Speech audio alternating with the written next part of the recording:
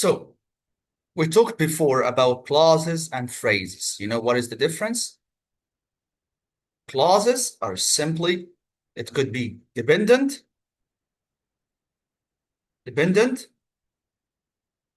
and independent. Okay?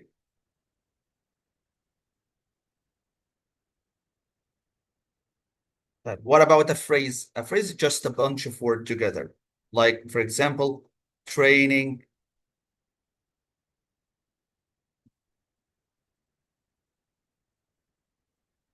training day. This is a phrase. A tall man. This is a phrase. So a phrase is a bunch of words without a verb or subject. But in the clause, we have a verb and subject. And the clause, we have two types of a clause. We have independent clause, which is a complete sentence, and dependent clause. Okay, so what is the independent clause? It's a sentence that can stand by itself. Okay, yes, sir? It always has a subject, a verb, and has a meaning. It expresses a complete thought. So as for example, the dog chased its tail. We have a subject and we have a verb and a complete thought. Type. Dependent clause. Yes, sir, there's a trick. All of these conjunctions, when you see it in the beginning of a clause, you immediately know that it's independent clause. Okay? If we added all of these subordinating conjunctions in the front of the clause, it will be dependent clause. The same as while, although, since, all of these dependent clauses. Type. What is the phrase? The phrase that I told you at the beginning, it's a bunch of words together without a subject or a verb, or both, like chasing its tail. This is a clause. Look, all of these one, it's a phrase, making some homemade peach scones for breakfast.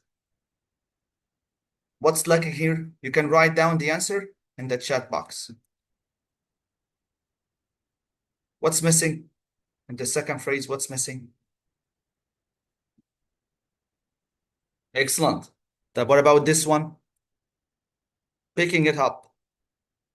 A new innovation in green energy. All of these are examples to phrases. Okay? Can you see all of these words in front of you? This word list.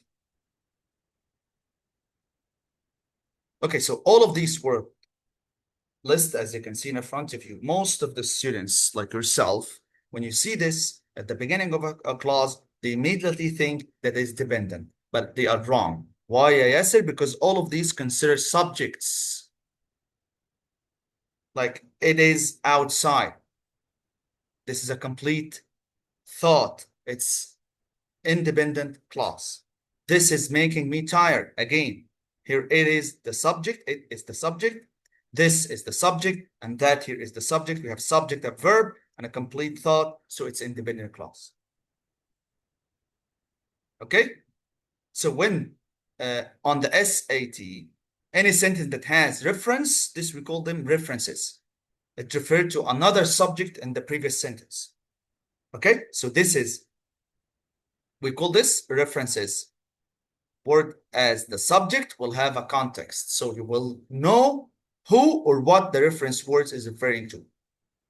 You search the previous sentence or the previous sentences, you will immediately find what this pronoun refers to or what these demonstratives refer to whom. We call them, yes, sir, references. Got it?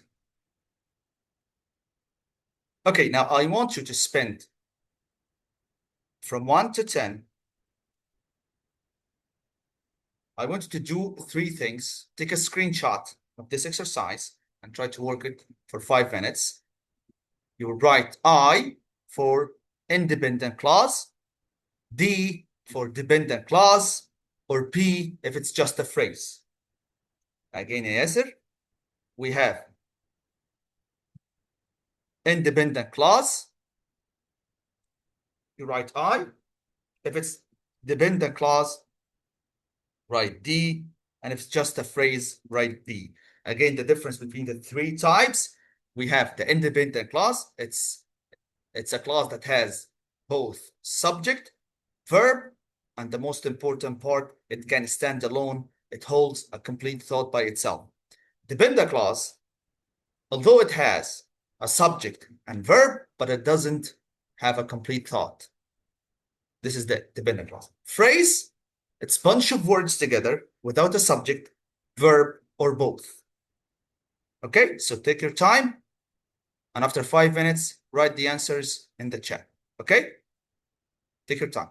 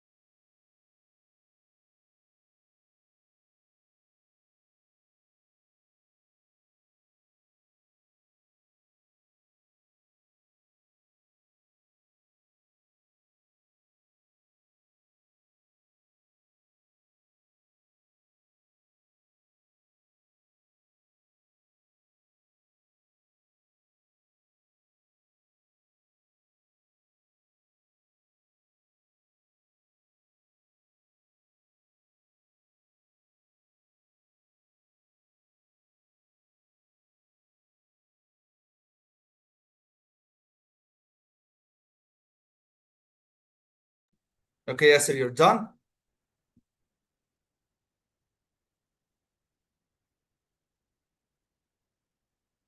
Excellent.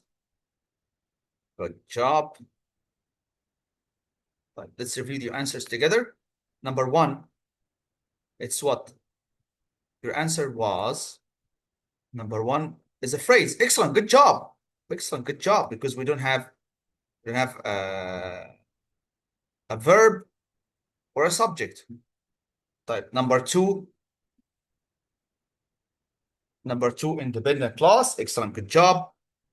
Number three, independent two. Excellent. Number four, dependent. Super good. Number five, it's a phrase. Number six, it's also no. Number six, you're right. It's a phrase. Let's read number six together. It is forgetting his calculator at home. Look, all of these